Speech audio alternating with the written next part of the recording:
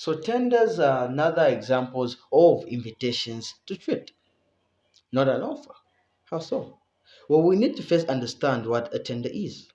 Well, a tender or tendering rather, is a formal process of soliciting bids for a project that involves sending written documents to potential suppliers of goods or services, specifying the requirements of the project and inviting them to provide estimates within its specified deadline.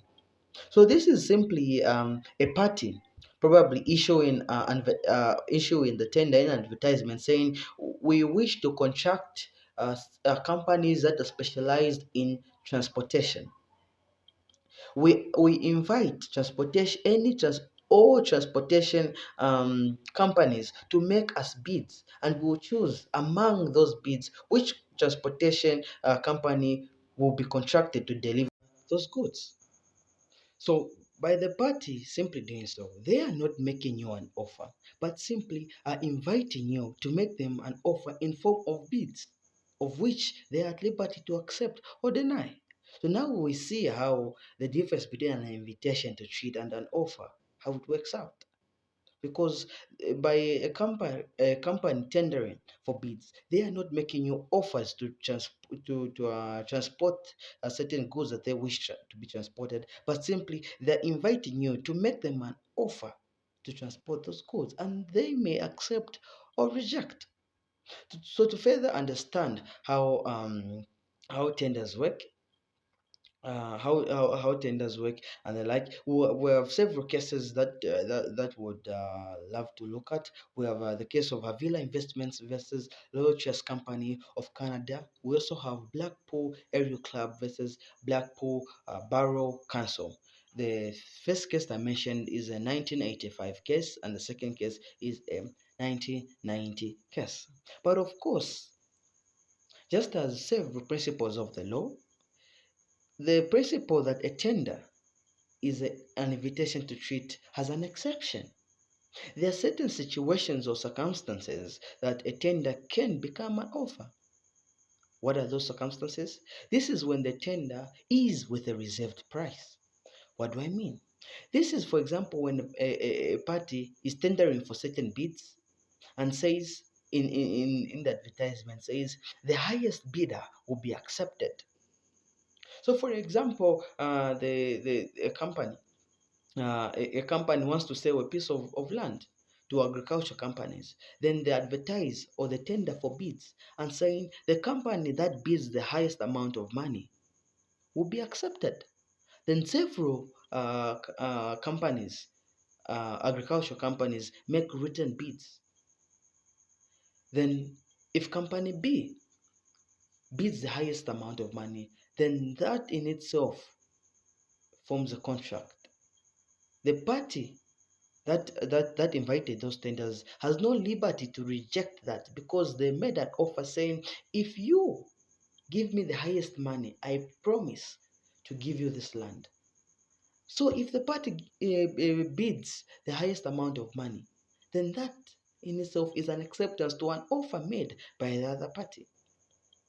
But if the party inviting for tenders did not specify whether they will accept the highest or lowest bid, then that is an invitation to trade. But if they make mention of a reserve price saying the highest bidder or the lowest bidder will be accepted, then that is an offer. So to discuss more about the exception, the case of Avila Investment versus Loyal Trust Company of Canada demonstrated that. What were the facts? You are advised to read this case as I always advise. However, the plaintiff or the defendant had invited tenders or had invited bids by tender to purchase certain products. So the plaintiff, among several other investment groups, made bids. It should be noted that the defendant had put a reserved price. They made mention that the highest bidder will be accepted. The plaintiff, therefore, was the highest bidder or bid the largest amount of money.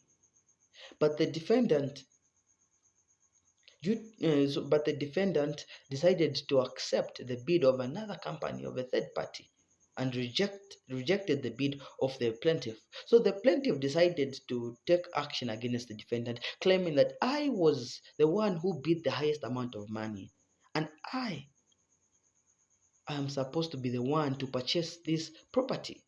But the defendant ground was that a tender rather is an invitation to treat, and it is set in stone. That was an invitation to treat, and by making me a bid, was you made me an offer, and I was at liberty to reject. So the question was whether the defendant, by putting a reserved price, made an offer, or that still maintained the principle of an invitation to trade. Well, the court saw it reasonable and fit, and was on firm grounds to conclude that if a party includes a reserved price in their bid to invite tenders, then that becomes an offer, because they make an offer by simply saying, in plain language, they are simply saying, whoever bids the highest amount of money will purchase this land. And if I bid the highest amount of money, then I am automatically entitled to that land. And that was the case in Avila Investment versus Loyal Trust Company of Canada.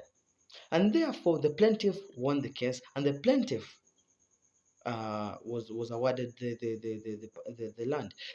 Hence, establishing the principle that a tender generally is not an offer but an invitation to treat. However, it can become an offer if a reserved price is included.